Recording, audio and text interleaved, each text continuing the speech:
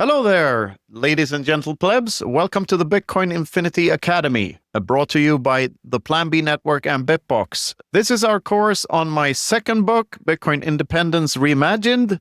I'm Knut and I'm here, as always, with Luke the Wolf. Good morning, Luke. How are you today?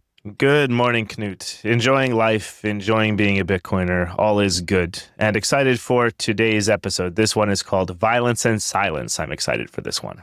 Yeah, we've been on a bit of a tour here before this. We've been to Bulgaria and Lugano, and I also went to Prague for a short while. And now we're back and recording more Academy stuff. So this is going to be good. Absolutely it is. And just a reminder that the best way you can get involved and support the show is to go to our Geyser page, geyser.fund/project/infinity, and sign up for the Bitcoin Infinity Academy. You can join either an individual course or sign up for the full package with our Mithril Adamantium membership. All the details are there. You can enjoy the live recordings if you want to join our discussion group, a whole bunch of other things. So just check that out. And now I think let's dive in. Absolutely. All right. Violence and silence.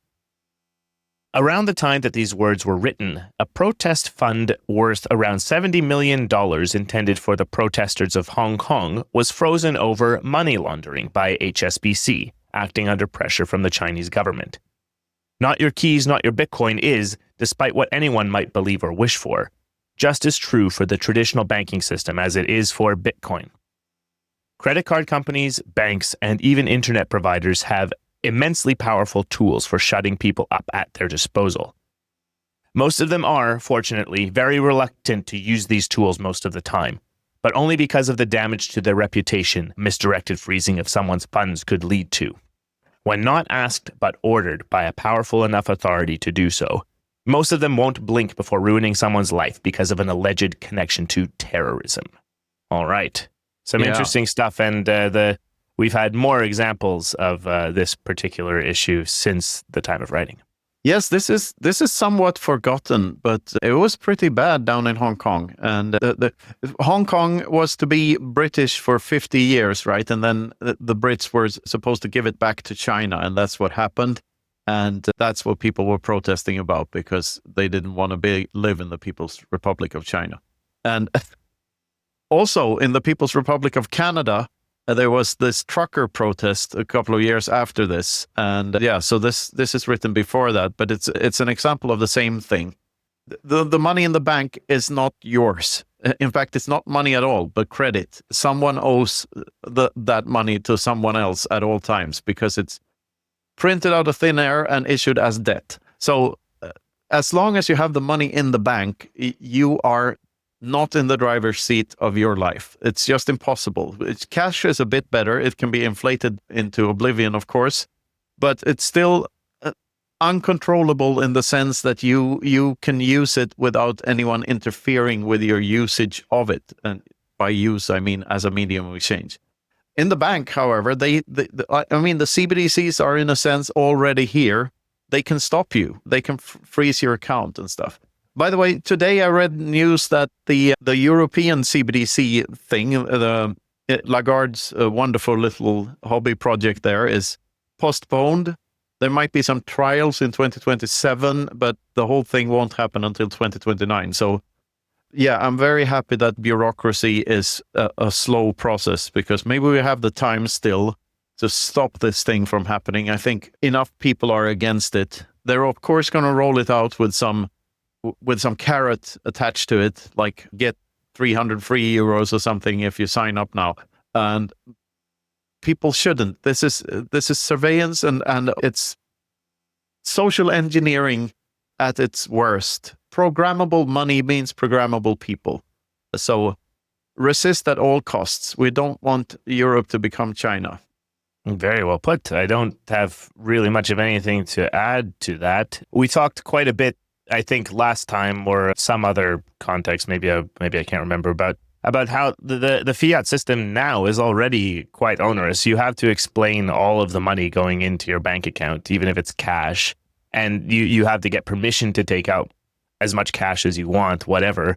So yeah, Bitcoin providing a way out of that, and Bitcoin being used as money and a way out of the fiat financial system is absolutely what I'm here for. And Bitcoin being this uncensorable medium of exchange, that's it. That's the thing that's going to change the world for the better.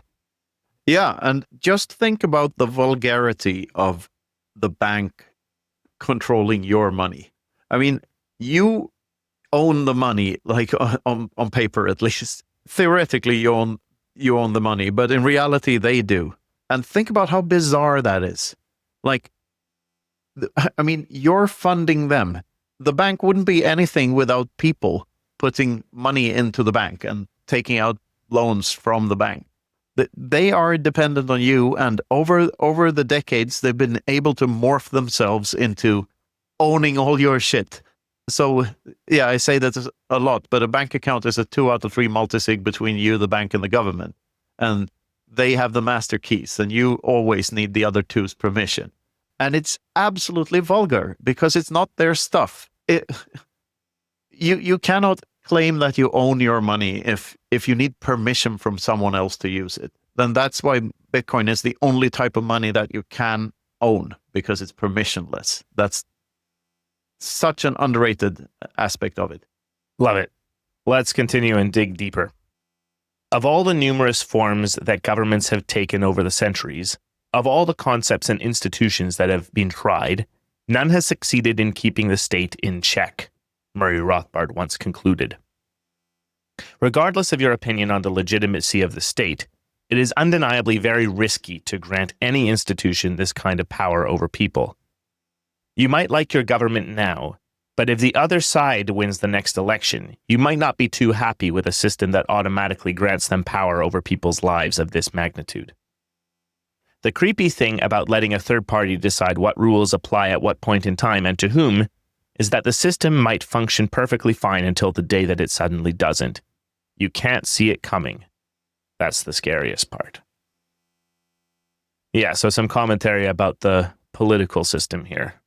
Yeah, and the slippery slope that it is. Even without inflation, it's a slippery slope because you're letting other people decide what's best for you and giving power away to someone else. Like, taxes is basically the idea that someone else is better at spending your money than yourself. And it's baffling to me how many people think that is a good idea. But the whole notion of the free lunch and why politicians are so good at claiming that they're better at spending it than you are is because of the money printing, because they sneakily grab onto more power by printing more money, and therefore it seems like they can provide the public with more and more free lunches when in reality they're just stealing from your kids. And it's such a vile, vulgar system. And unfortunately, it seems like every single democracy is headed this way, or every other form of government as well, even more unfortunately maybe. But so the only solution is to take matters into your own hands and actually opt out. The most important tool is, of course, Bitcoin, but Nostr and other things, other freedom tools are super important as well. The more you opt out, the more you help humanity forward. It's egotistical may seem egotistical to opt out and not do your part, but it's actually not. It's the opposite. It's actually helping the world become a better place. Because what you're doing if you're in the systems and if you're financing these people is that you're the one behind the wars. You're the one behind the surveillance. You're the one behind. You're funding it all. So, like, the best slogan the left ever came up with was defund the police. Yes, I can totally agree with that. And not your body, my choice is a good one too. Like, you don't get to tell me what to do with my body, including my property, which is an extension of my body. Like, defund all of this shit. Just opt out. We'd all be better off. Yeah, and I mean, I can devil's advocate one aspect of this, only sort of half-heartedly, but the individuals will still need security together because there are people who like to do bad things, and it's not always possible to defend against that as an individual. Therefore, I do see that there will be a world with private police forces, security forces, maybe is the better word, or groups of private cities joining together with some kind of common defense pact or something like this. We're not going to get rid of violence. Maybe we drastically reduce it, but there's always going to be assholes. But everything you're saying here is that the caveat I have to that is that making it all voluntary, having the means to opt out is what's currently lacking right now. You have to buy into everything in your jurisdiction. It's not optional.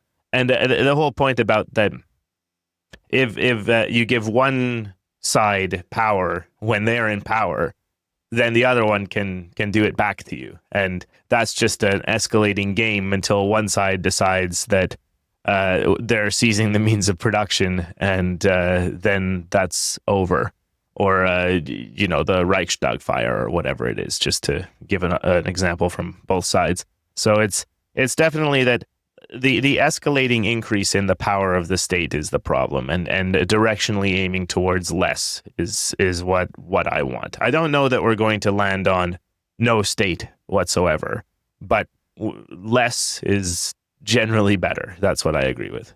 Yeah, I mean, the Rothbardian take here, and the one which I agree with, by the way, is that it's in the definition of the state. Like, the state is by definition a criminal organization. So as long, like, people think that libertarianism means you can do whatever the fuck you like, and that's not at all what it's about. It's about respecting property rights. It's about the non-aggression principle. So you're not allowed to, like, violence is okay if it's in defense, if it's about defending your body and your property from others. Rothbard, like, this is also what differentiates Rothbard from Mises, because Mises believed in the minimal state and just taking care of defense. But Rothbard pointed out that why is defense not just another good on the free market? Why wouldn't that also be better solved by free market competition and voluntarism, consensualism? Because the problem becomes when it's mandatory and like pushed onto people what kind of defense insurance to buy, is that there is no mechanism for deciding how much insurance to buy. So, for instance, in the Israel-Palestine war, every time the Palestinians shoots up a rock, which costs them maybe $100 to shoot the rock with some explosives from a metal pipe, then Israel's drone defense system goes on and it costs them $500,000 every time. So there's a ton of fucking resources being wasted for seemingly no good. So not commenting anymore on that particular war. I'm not refusing to go there. I'm just saying that using this as an example of a forceful system always has the problem of not having correct price signals. So they don't know. In an enforced system, in a coerced system, there is no way of knowing what the market actually wants, and there will always be wasted resources. And this is why I love Rothbard, because he points out so clearly why individual choice and voluntarism, consensualism is always better at allocating resources, because you just skip the waste part. Sure. Still, there's a difference between the ideal world and the real world, and it's not necessarily always going to be possible that we land on a place where we can have an entirely voluntarist and consensualist society. Getting as close to that as possible is what I want. Yeah, absolutely. We have to admit that we will never live in such a world. There will always be aggression. However, for me, this is more than a political stance. It's just a way to view the world. Just admit what is and what isn't a crime, and categorize it correctly. But there's nothing like a fee for living in a place where a group of people have collectively decided that if you want to live within these borders that we co-own because we consensually decided to co-own them. There's absolutely nothing wrong with that. The violation there or the aggression there would be to charge a fee if someone was to move from that place. So as long as you can voluntarily leave, there's absolutely nothing wrong with fees or voluntary taxes, if you will. So it all boils down to property rights, and it's pretty simple. Is it consensual or not? That's the basic question. Very good. I think we should continue. People in power very seldomly give up that power willingly. While this observation may seem obvious, it is less obvious what power truly is and where it truly resides. Voters seem to miss the target all the time and keep on voting for parties that suggest that giving politicians more power is a good idea. Regardless of where on the right-left spectrum the parties of most democracies today land, they all want themselves to have more power over other people. The right-wingers become more and more conservative rather than libertarian, more protectionist and nationalistic than pro-free trade, and so on. The left-wingers are, well, left-wingers, so they naturally want to increase taxes and control people's finances to a greater extent. Not to mention their self-harming tendency to focus on more and more cosmetic issues, like the political agenda du jour of the social justice movement. Deregulation, less governance, fewer taxes, free speech, and more personal responsibility are values that almost no politician rallies behind any longer. Furthermore, there's a tendency among the political class and the old media houses to hide their pompousness by introducing vague terms to mislead the public, such as the political compass, filter bubbles, and various distortions of the term common values.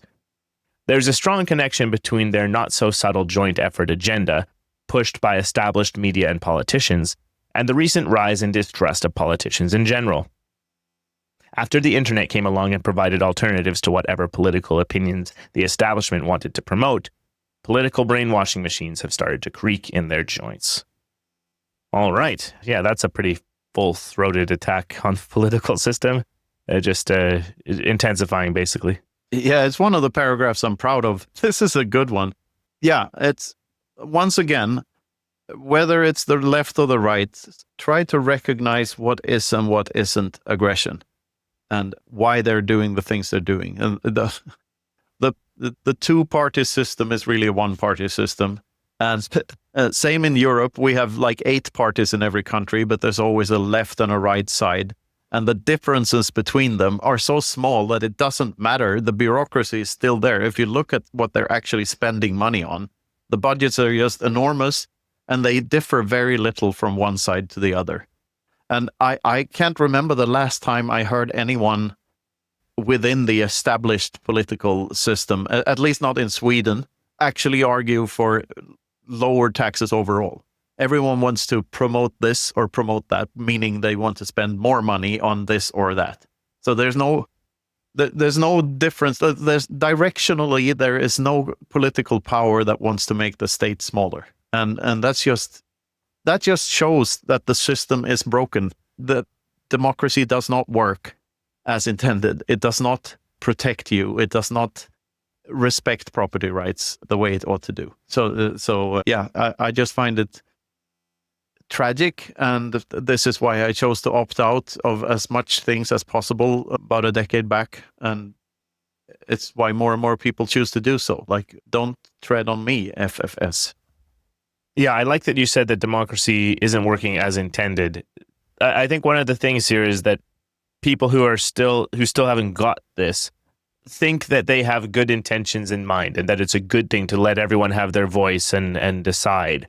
But the masses don't really make good decisions together, and certainly not when the political systems are rigged the way that they are. Like most democracies are set up in such a way that it's incredibly trivial to just make it so that the outcome that the establishment wants happens.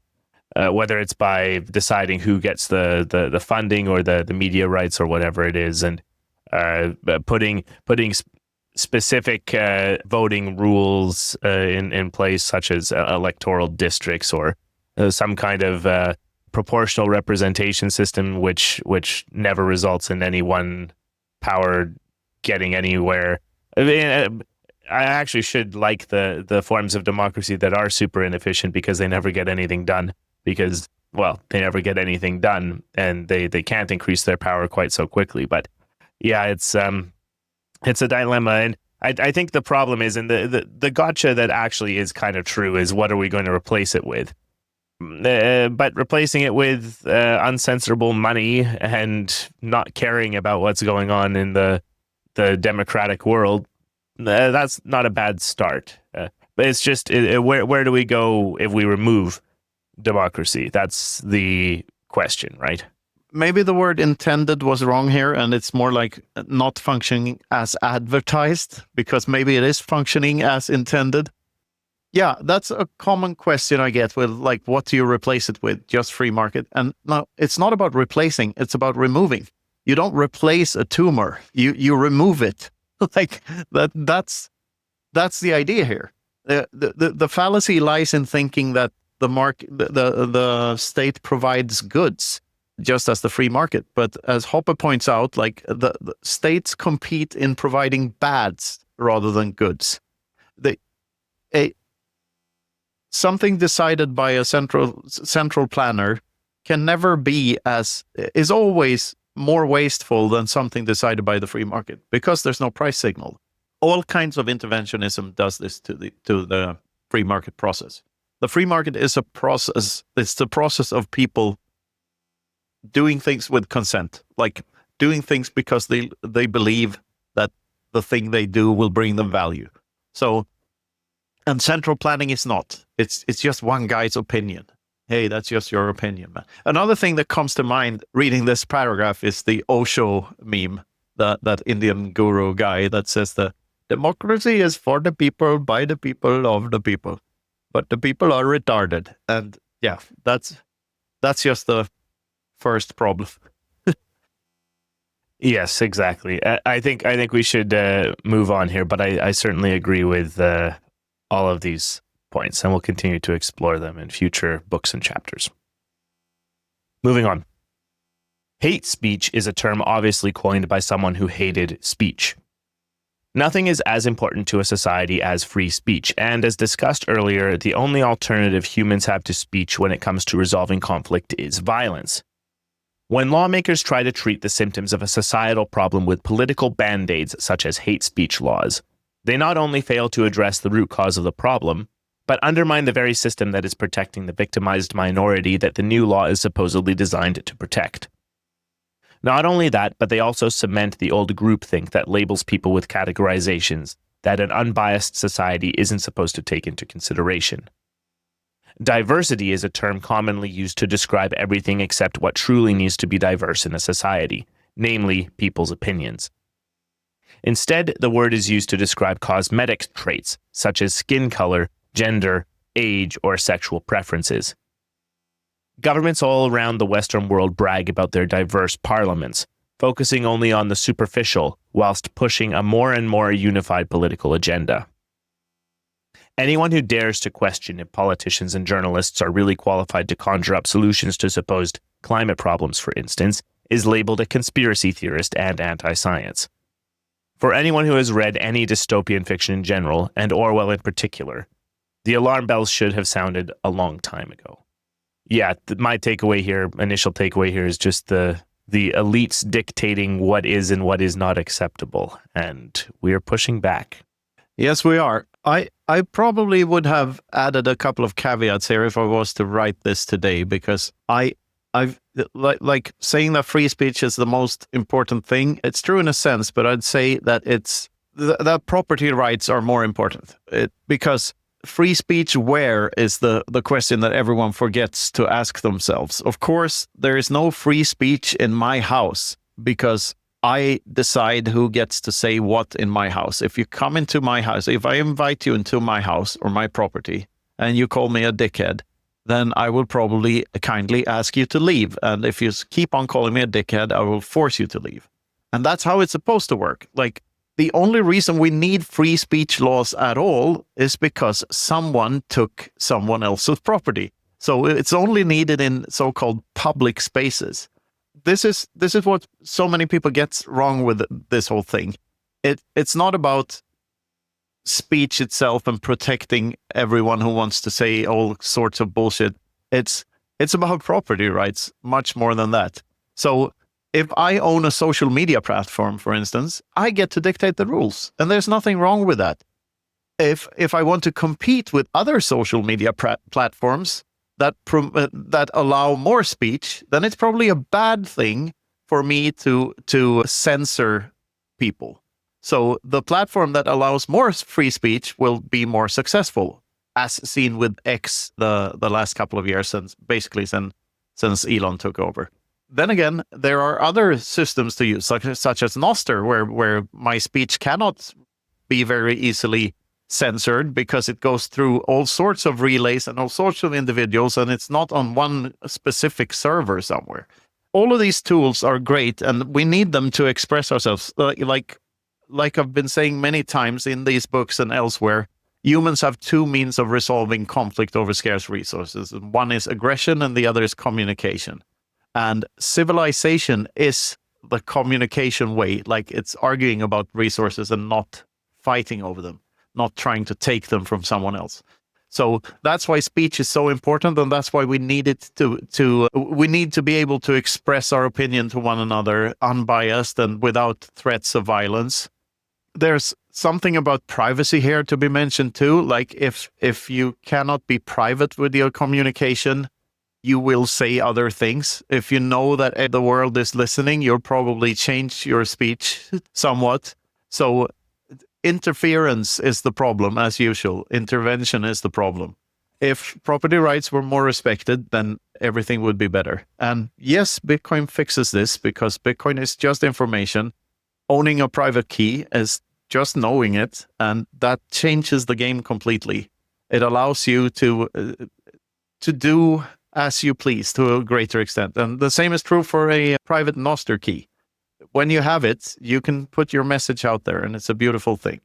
Yeah, lots of great points there. I'll first, the first one here is that Nostr actually isn't any different from the centralized platforms, but the real difference is that you, as you say, you go through so many different things. Like, for example, Primal can decide to not show someone, or can decide that they've got an algorithm that is this or that, but you can use a different client such as Iris or Damus or something like that. And so that's the competition that keeps Nostr kind of in check. You can also have relays that explicitly say we're only going to let certain types of content in, but then there are others that are completely open. Nostr is great.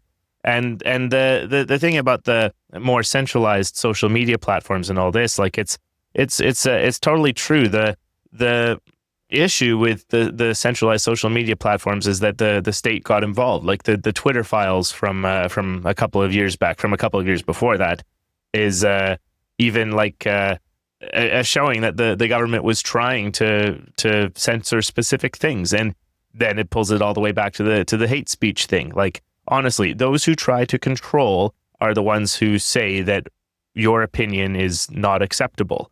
They don't try to address the opinions itself. They fling insults, and they call you a Nazi. And frankly, I think that there's something too that they don't call people Nazis because they're Nazis. They call people Nazis because they want to kill them. Like, they want to call people Nazis and give themselves the permission to silence the other side. It's really quite terrible.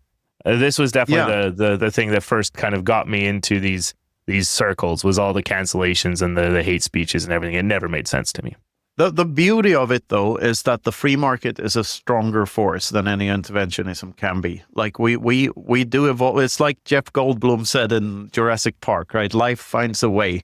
We will find a way to route around all the bullshit. That always happens. The good forces are stronger than the bad ones. The dark side of the force will not win this one. And I truly believe that, because it's so much more powerful than people think it is. Yeah, and not being a Nazi is easy. Don't be a nationalist, don't be a socialist. Then you're not a Nazi. Like, drop those and you're fine. Yes, and and perhaps people should stop calling people Nazis if they don't fit either definition, basically. Okay. Let's go with fascist instead. Yeah. Sure, something like that. Moving on. Anyone who wants to be able to freely express his or her opinions in the future would be wise to act sooner rather than later. Your top priority should be to secure your financial freedom, because without it, you're on a leash and you have no reliable guarantees whatsoever. Money is a linguistic tool we use in order to express value to each other. And at this point in time, there is no nation on earth where people's ability to use money unhindered is protected by free speech legislation. Bitcoin in particular should be protected by free speech laws since Bitcoin is entirely made up of computer code and mathematics. If a law hinders you from expressing mathematics, you can instantly discard that law book as deeply immoral. Right now, this holds true for most law books in existence. This is not to say that anyone should actively break the law or not, just to emphasize that being moral is one thing and following the law another. Think hard and deep about where you stand on these issues. Chances are that there's nothing you can do about the society you were born into, but quite a lot you can do to increase your personal independence. Yeah, on this one, I mostly just go to that Bitcoin enables the way out. That's it. Yeah, and this is hinting at the difference between legal and lawful, which we go in depth into in both Praxeology and Clown World, I believe. And I mean, yeah, regardless of if Bitcoin's code is protected by the law or not, it's still unstoppable. So it doesn't really matter if one jurisdiction bans it or puts up hinders in the way, as long as every other country on earth can keep running their nodes. And it's very dangerous if suddenly the state gets to dictate what a node is and what it isn't. That's a very slippery slope. So this is why I'm conflicted about if I want pro-Bitcoin politicians or anti-Bitcoin politicians. I think that they're both good for Bitcoin in their own ways, but it can be hard to see why an anti-Bitcoin politician would be good for Bitcoin. But it's just to say that mixing Bitcoin and politics is a very dangerous thing, because it is a slippery slope. And when they get to dictate what is and what isn't Bitcoin, then that's an attack vector in my mind.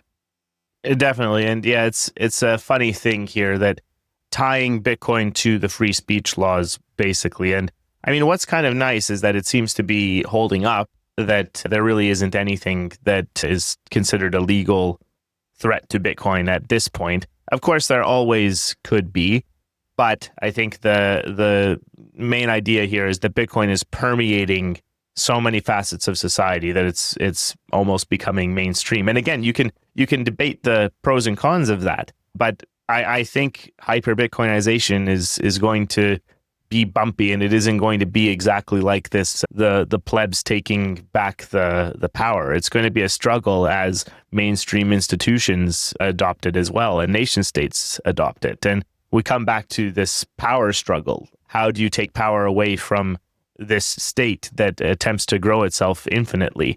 But as long as the individual is able to use Bitcoin in a sovereign way, then we're okay.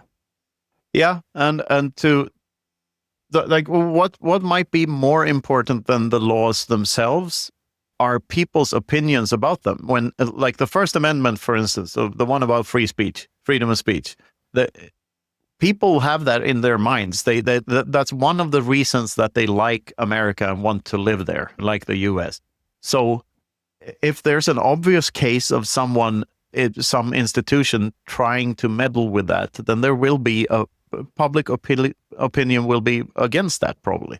So in that sense, in the popular opinion sense, it's very hard to say that Bitcoin isn't speech, because it's just ones and zeros. Sure. And I mean, I think the funny thing is free speech laws in general are kind of weird. Like oxymoronic. Yeah, exactly. Like it's sort of just defending the ability to think and have autonomy over one's body. They're sort of redundant in a way. Like the whole thing about free speech laws having limits, such as not being able to yell fire in a movie theater and not being able to incite violence. Those are the things that are kind of talked about here. It's very vague. Like if you cause someone else to do harm through your speech, that's a bit of a weird little area. But yeah, everything else, like the marketplace of ideas, that's it. The argument was made that hate speech is in the category of things that incite violence, basically. But yeah, I don't even really know where I'm going with this. It's just more like free speech is important, but it's also not. It can be derived from other things, I think. hate speech is a very slippery slope. Like, why would it matter to the victim what the motives of the perpetrator was? Like, you can draw that to its extreme. Like, yeah, accidentally killing someone should probably not be punished as harshly as deliberately murdering someone. But still, the victim is still dead. It doesn't matter to the victim. Like, and the same thing goes for hate crimes and all of this stuff. Like, as soon as you start categorizing like that, then we're not all equal to the law, and that's the only equality that matters, by the way. Like, equality towards the law is the only type of equality that is actually fair. Sure. Yeah, I completely agree with that. I think we should continue. While you're at it, think about taxes. Think about who really pays them. Businesses need to be profitable in order to survive. So whenever a business is taxed, they will have to raise the prices of their products and services. Therefore, it is always the consumer that ultimately pays the tax. This is true for every tax there is. VAT and sales tax, for instance, are just a small part of the total amount of taxes that raise the price of a product, ultimately paid by the consumer. The employees of the company producing said product are probably paying income taxes, forcing their employers to pay them higher salaries. Employees also live in houses and have to pay real estate taxes, which ultimately forces the business owner to pay them more. Not to mention that the company itself needs to be physically located somewhere. A real estate tax is supposed to be a taxation of property owners, but in reality, it's always the consumer who pays the bill in the end. The tenant will have to pay rent, and if there's a real estate tax on the property, the owner will have to charge the tenant a higher monthly price. All taxes ultimately punish the consumer, either through higher prices or a smaller supply of products to choose from. Prices can't be raised indefinitely, and some companies go out of business instead, lessening the competition between the remaining market actors and punishing the consumer even more. The taxes collected might be used for things a consumer would want anyway, like healthcare or education, but always through a process more ineffective and more expensive than that which a truly free market would provide. In a truly free market with sound money, the division of labor mechanisms of that market would give us close to zero marginal costs for all products, while at the same time disincentivizing people from overconsumption. True sustainability instead of mere buzzwords. Yeah, we ended at the a bit abruptly, but nice discussion of taxes there and the result for consumers. Yeah, I mean, the end point there is, the point made at the end of the chapter is, of course, that the true nature of the free market is deflation. When people practice doing stuff, they get better at stuff, so all prices should be dropping forever. But this about taxes, like, if there's anything to add to this, I'd say that subsidies are just as bad as punishing taxes, like point taxes on certain things. Whenever a government subsidizes something, like solar panels, for instance, or electric cars, and they punish other things, such as gasoline cars or petrol cars, for you Brits out there, then what inevitably happens is that resources get misallocated because people do not get what they want. And what this means in the end is higher prices for everyone. So it's less prosperity. It cannot not lead to less prosperity. The misallocation of resources is the problem. And money printing, what that does is it incentivizes everyone to consume more and more because the prices are going up. So you're incentivized to consume sooner rather than later. In other words, having a higher time preference.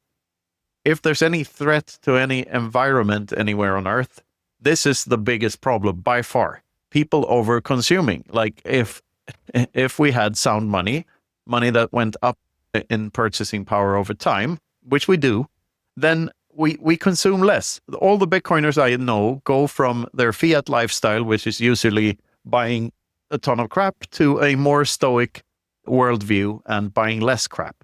The Lambos and all of that, that's for the crypto space, which is, in my opinion, is peak fiat. And you can, look like a camel and buy dorky shoes. But Bitcoiners aren't like that. The true Bitcoiners I know are much more monk-like and don't crave frivolous shit. But sure, we live comfortable lives, but we don't buy shit we don't need, and that solves all the environmental problems. Yeah, the whole issue is just ridiculous, and we've talked about this before. But the taxes upon taxes upon taxes is just such a ridiculous issue. Whenever I see the government raising this tax or another in order to gain a little bit more revenue, like all I see is that, yeah, it's just making things worse for everyone. And I think that's actually one of the key points here, is that whenever the government raises a tax to get more revenue to do something, they're simply doing a misallocation. They're simply distorting the market, and it could have been done better through a free market. They're mandating that something gets done, and they're raising funds by increasing consumer prices in order to do it. Now, there are some taxes that are more stupid than others. For example, corporate tax is silly. In my view, tax on corporate profits shouldn't exist because it gives the corporations the incentive to spend as much as possible in order to avoid the tax bill, which means that the corporations go out of their way to do all of this inane bullshit just so that they won't have to pay as much, and they're incentivized to spend now rather than later. And so and then everything still gets pushed to the consumer because they have to make a profit anyway. VAT is similar because it raises the tax primarily on those who are least able to pay it. VAT and sales tax basically just says that, well, you're punished for having to buy stuff, and the people who have to buy stuff are the people who are basically only spending their money on food and basic necessities. I can go on and on and on here, but the thing is, simplifying the tax system would be extremely helpful in order to actually show what is really going on, because the real tax rate is, I don't know, over 90%, because money gets taxed over and over and over again. The same money gets taxed. Say you get taxed when you're paid the income tax. You get taxed when you pay the tax bill on your house. You get taxed when you pay for the thing in the supermarket. You get taxed when you try to give it to someone. You get taxed when you try to give it to the person you're inheriting to. You get taxed when you try to leave. It's just so cumulative. It's so cumulative and over the top here. There's an interesting movement now called Georgism, and it's basically the idea of land value tax, replacing all taxes with land value tax. And I didn't hear about it through this Georgism thing. I heard about it initially from Dominic Frisby in his book Daylight Robbery. Yeah, actually a very, very good book about all the bads about taxation. But he basically lands on that he thinks in that book that a land value tax is the most fair tax, and replacing everything with that would be much better. And I can kind of get there, that this would be a good intermediate step, is to shift gradually to one tax only, and then you see exactly what the cost is of that. And the governments just have to deal with less and less and not taxing money every time it moves. But of course, my end goal is that, yeah, get rid of taxes, replace it with fees, because something resembling a government is going to have to operate in places with a natural monopoly geographically. But voluntarism, only do it if you want to, not have it be mandatory, not have the monopoly on violence. That's what I think, basically. Yeah, like it. Regardless of the validity of Dominic's idea there, good luck getting it through. Like it suffers from the same problem as every other thing. Like the people in power are not going to give up that power. That's the problem. So the only tool you have as an individual in your toolbox is to opt out of as many of these systems as possible. Yeah, and also calling a tax rate a percentage is slightly misleading, because we're missing the exponential growth that could have happened hadn't the tax been there. So we're deprived of so much more than we think we are, because it's not a linear thing. You can't really call it a percentage, since you're missing something, a pie that would have been, it's not a percentage of a pie, because the pie itself would have been way bigger had the tax not been there. So this is why it's so vile.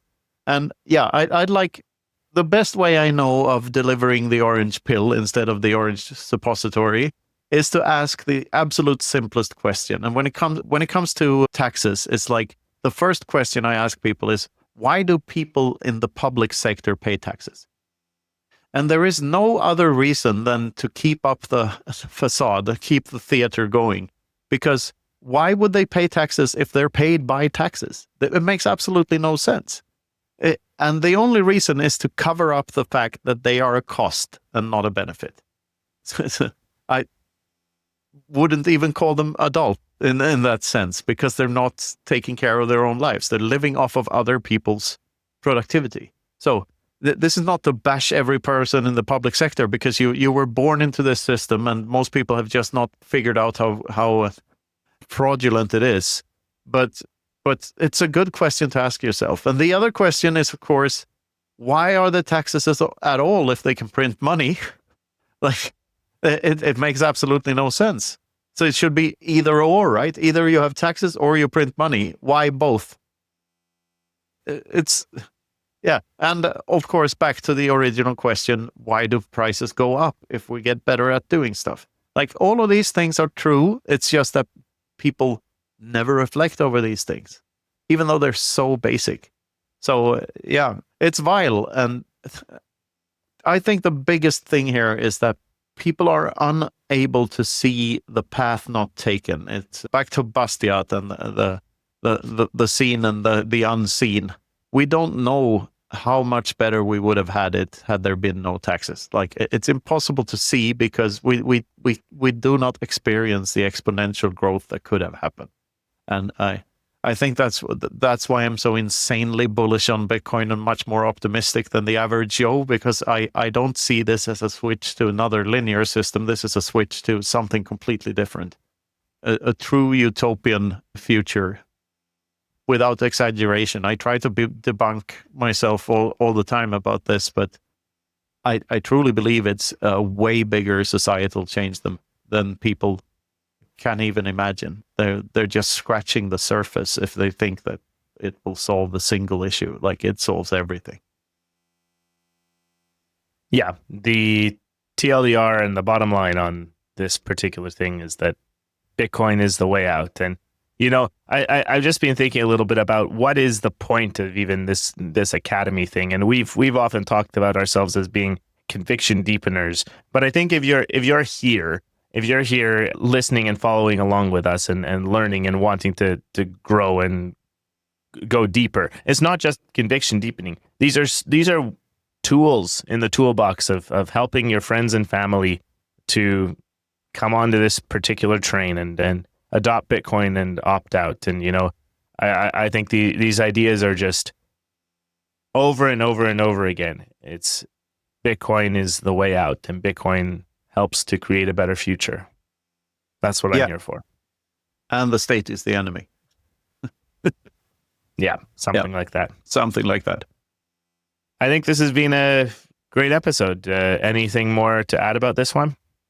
Not really. It's hammering in the points. I still love talking about this stuff with you, Luke, and with everyone else too, for that matter. But I think I'm looking forward to dissecting even more of this stuff. And later on, we get into the deeper stuff. This academy is slowly but surely getting there, and we'll explore all the ideas, and it's going to be great. Absolutely. Fantastic. So tune in next time. Don't miss the Bitcoin Infinity show. Brush your damn teeth, like and subscribe, all of that, and see you next time. This has been the Bitcoin Infinity Academy. Thanks for listening.